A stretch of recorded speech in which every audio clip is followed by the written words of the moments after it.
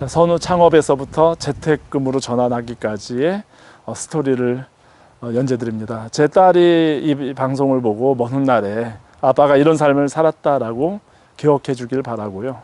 아니면 20대 고민하는 청춘들에게 이런 이제 삶도 있구나, 이렇게 살아가는구나 라는 선배 세대의 모습일 수도 있고요.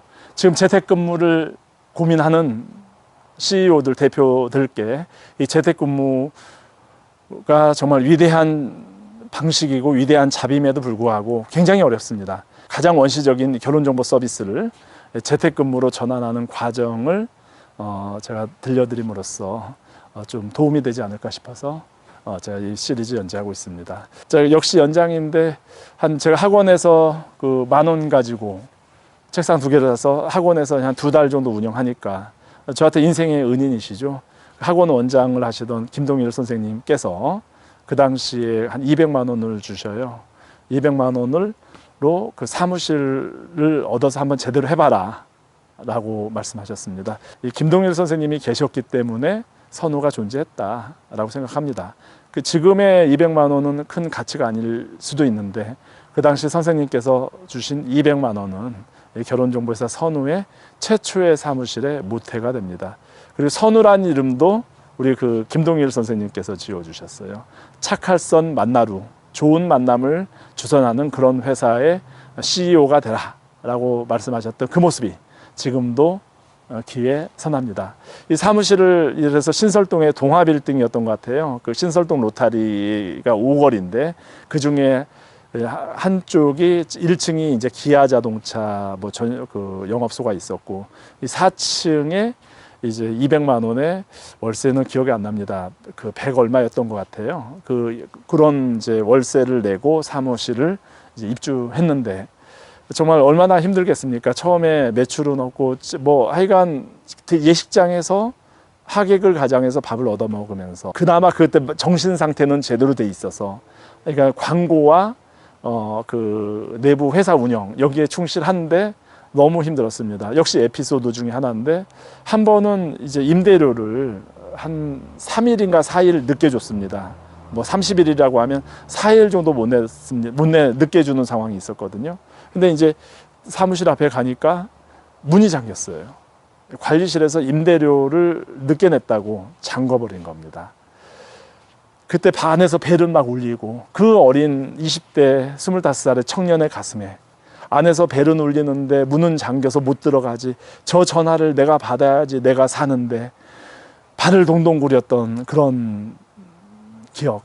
그때 처음으로 카드깡을 해봤어요. 그래서 우리 회원 중에 한 분이 이 결혼정보 선우를 하기 전에 독서회를 운영했다고 했죠. 독서회 회원이 선우의 모태가 됐는데 그 중에 한 분이 이제 그 종각 근처에서 개인 사무실에 근무하면서 그분이 직접 했는지 그분의 아는 분이었는지 몰라도 카드깡을 해주는 그 회사의 어떤 격리였던 거죠. 그분한테 찾아갔더니 카드깡을 일단 하라고 합니다. 그래서 이제 카드를 주니까 그 당시 BC카드였나요? 100만 원을 일종 대출 받는데 카드로 85만 원은 저한테 주고 15만 원은 이제 이자로 떼는 그런 구조였어요. 그래도 저는 임대료를 내야 되니까 그래서 100만 원에 그 이제 카드깡을 해가지고 그때 받은 금액으로 그 임대료를 납부하고 그리고 사무실 문을 열고 영업을 계속합니다. 이를 악물고 반드시 지금 이렇게 신설동 작은 사무실에서 이렇게 임대료도 못 줘가지고 문이 잠김을 당하는 그런 처지지만 이 세상에 그 지구상의 모든 남녀를 매칭시키는 그런 네트워크의 주인공이 되겠다라는 정말 각오를 다지고 그 지하철 나가면서 이제 계속 홍보를 합니다. 그때 이제 지하철 하루에 5번 홍보했다면 10번으로 늘리고 이렇게 정말 열심히 그 홍보하고 사람들 만날 때마다 명함을 주면서 선우를 홍보하면서요. 하늘은 스스로 돕는 자를 돕는다 라고 생각합니다. 그렇게 힘들게 하던 차에 소위 신의 계시 같은 그런 일들이 일어납니다. 바로 지금도 아마 현역에서 활동하는데 제가 그 한국 결혼정보회사가 그 탄생하는데 결정적인 도움을 준 기자가 몇 분 있습니다. 그 기자들께 평생 고마운데요. 왜냐 밥도 그때 순두부 백반 한두 개 살 정도로 돈이 없으니까 제가 잘 해드리지도 못했는데 좋게 봐준 기자분들이 몇 분인데 그 중에 한 분이 이제 김동국 기자라고 당시 스포츠조선이라고 있습니다. 그 스포츠조선에서 김동국 기자가 저의 인터뷰를 처음으로 합니다. 소위 말하면 20대 젊은 사람이 이 결혼정보회사, 그때는 이제 선후 이제 이벤트란 말이죠. 이런 선후 이벤트라고 이런 매치메이커 사업을 한다라고 스포츠신문에 그 이 사람이란 코너로 인터뷰 기사가 나가고 그 인터뷰에 전화번호까지 들어갑니다. 그 기자 입장에서는 굉장히 그 오해를 받았을 수도 있어요. 신문 기사를 쓰고 뒤에 전화번호까지 들어간다는 게 쉬운 게 아닌데 전화번호까지 넣어줍니다. 거기서 선후의 역사가 시작됩니다. 그 전에 제가 하는 비즈니스는 그런 에피소드도 있어요. 직원 모집을 한 명 하는데 면접을 보는데 직원이 창문을 자꾸 봐요.